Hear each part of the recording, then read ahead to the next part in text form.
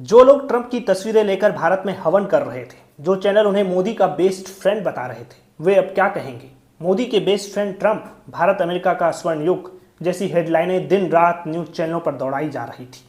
लेकिन अब वही ट्रंप भारत पर 25% एक्स्ट्रा टैरिफ लगा रहे हैं।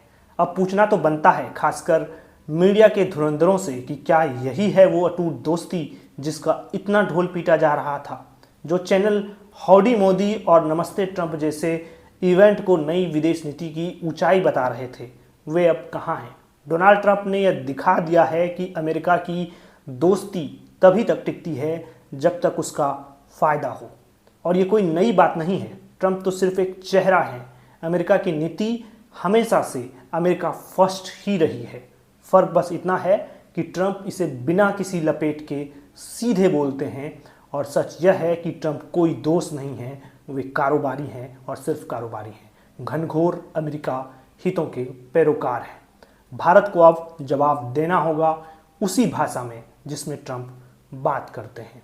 अब वक्त आ गया है कि हम अमेरिका को साफ तौर पर यह दिखा दें कि दोस्ती हमारी जगह पर है, लेकिन अपने स्वाभिमान और आर्थिक हितों से समझौता हम भी नहीं करेंगे। ट्रंप को यह याद रखना चाहिए कि भारत कभी भी अमेरिका के आगे नहीं झुका है और ना ही आगे कभी झुकेगा। भारत आज भी वही देश है जिसने अमेरिका के लगातार दबावों के बावजूद पाकिस्तान के 2 टुकड़े किए थे, अमेरिका की मर्जी के खिलाफ परमाणु परीक्षण किए थे। भारत हमेशा से दोस्ती में विश्वास करता है, लेकिन ऐसी दोस्ती होनी चाहिए जिसमें दोनों देश बराबरी से बात करें, ना कि कोई एक झुके और दूसरा अपनी शर्त थोपे। इसलिए इस बार भी भारत ने ट्रंप को करारा जवाब दिया है। ट्रंप रूस से भारत की तेल खरीद पर नाराज हैं और इसी बहाने भारत पर अब तक 50% टैरिफ लगा दिया है। भारत ने जवाब देते हुए कहा कि खुद अमेरिका और यूरोपीय यूनियन रूस से कई चीज़ें खरीद रहे हैं। जब यही सवाल एक पत्रकार ने ट्रंप से पूछ लिया तो उन्हें जवाब देते नहीं बना। वे सकपका गए और बोले कि मुझे इस बारे में जानकारी नहीं है। अब भारत के पास अमेरिका को जवाब देने के लिए क्या क्या विकल्प हैं, चलिए इसके बारे में भी आपको विस्तार से हम आज के वीडियो में बताते हैं।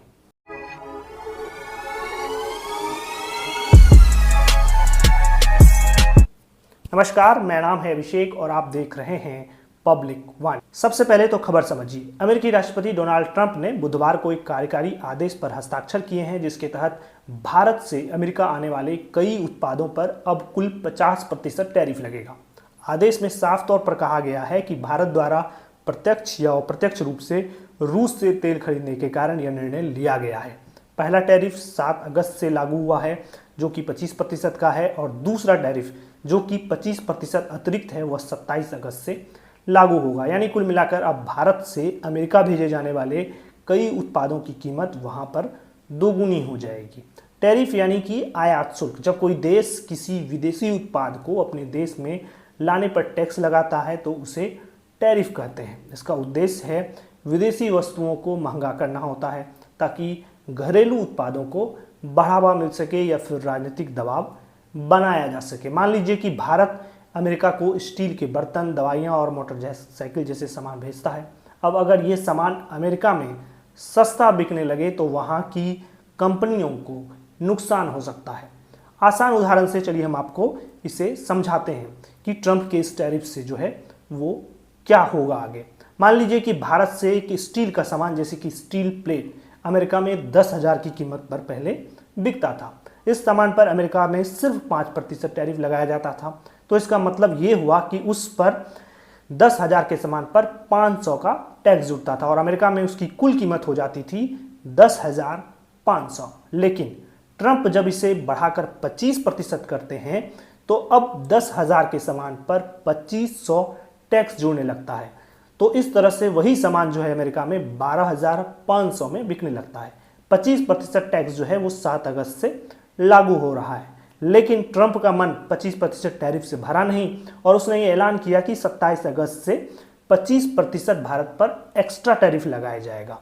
तो अब स्थिति ये हो जाती है कि कुल टैरिफ 25% प्लस 25% यानी 50% हो जाता है। यानी 10,000 के सामान पर अब 5,000 का टैक्स लगेगा। यानी जो उत्पाद पहले अमेरिका में 10,500 में मिल रहा था वह अब 15,000 का हो जाएगा। इस भारी टैक्स बोझ का सीधा असर ये होगा कि भारतीय सामान की कीमत अमेरिकी बाजार में बढ़ जाएगी, जिससे वहाँ के ग्राहक उसे खरीदने से कतराने लगेंगे।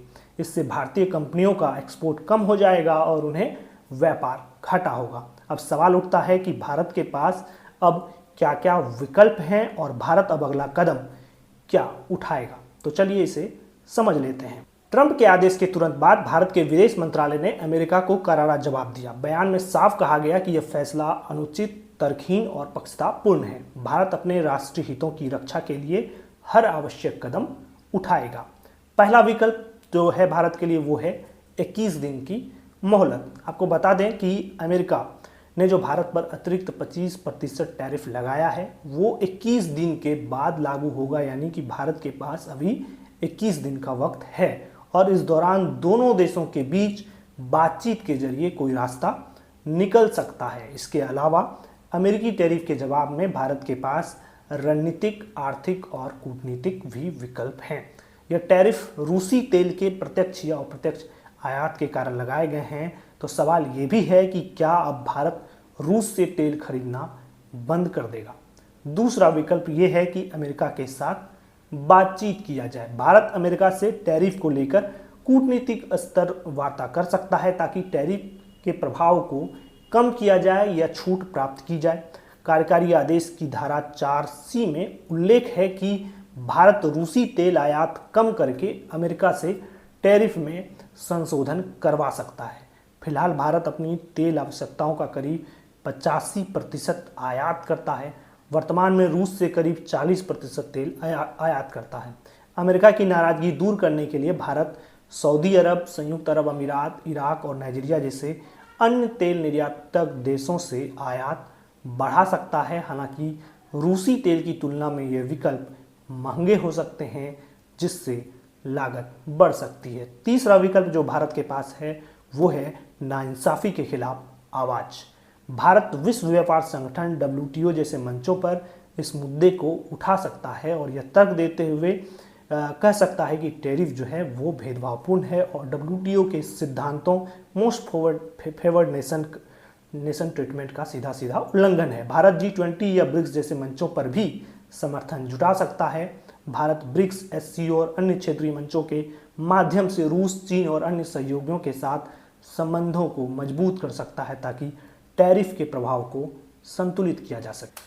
चौथा विकल्प है रूस के साथ मिलकर भारत नई रणनीति बनाए। पूरा मामला रूस से तेल खरीदने को लेकर है, इसलिए भारत रूस के साथ बातचीत कर सकता है ताकि वैकल्पिक व्यापार व्यवस्थाएं जैसे कि रुपए से रूबल पेमेंट सिस्टम को मजबूत करना बनाया जा सकता है, जो अमेरिकी प्रतिबंधों से कम प्रभावित हों। अमेरिका के नहीं मानने पर भारत दक्षिण अमेरिका जैसे कि वेनेजुला या अफ्रीका के अन्य देशों से तेल आयात के नए स्रोत भी तलाश सकता है। हालांकि यह लॉजिस्टिक और लागत के मामले में चुनौतीपूर्ण हो सकता है। भारत नवीकरणीय ऊर्जा जैसे कि सौर, पवन और घरेलू तेल व गैस उत्पादन को भी बढ़ावा दे सकता है। पांचवा विकल्प जो भारत के पास है वो है बदले में भारत भी टैरिफ बढ़ा सकता है। अगर बातचीत से रास्ता नहीं निकलता है तो भारत भी पलटवार कर सकता है और भारत चुनिंदा अमेरिकी वस्तुओं जैसे कि कृषि उत्पाद, फार्मास्यूटिकल्स या जो तकनीकी उपकरण हैं पर जवाबी टैरिफ लगा सकता है। उदाहरण के लिए भारत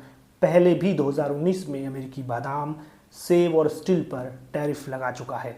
छठा विकल्प है घरेलू उद्योगों को सब्सिडी देना। अमेरिकी टैरिफ से प्रभावित भारत अपने घरेलू उद्योगों जैसे कि टेक्सटाइल, फार्मा और IT को बढ़ावा देने के लिए सब्सिडी या प्रोत्साहन दे सकता है ताकि टैरिफ के प्रभाव को कम किया जाए।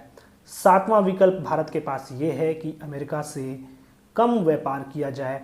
भारत निर्यात के लिए अमेरिकी बाजार का विकल्प जो है वो तलाश कर सकता है, खासतौर पर यूरोप, दक्षिण पूर्व एशिया और अफ्रीकी जैसे देशों से व्यापार बढ़ाने की कोशिश होगी और इससे अमेरिका पर जो है वो निर्भरता कम होगी। भारत का अमेरिका के साथ व्यापार घाटा 2024 में 45.8 अरब डॉलर था और टैरिफ से यह और बढ़ सकता है। तो आप क्या सोचते हैं इस पूरे मसले पर? अपनी राय कमेंट बॉक्स में ज़रूर रखिए। वीडियो को लाइक कीजिए और हमारे चैनल को सब्सक्राइब कीजिए। आपका बहुत बहुत धन्यवाद।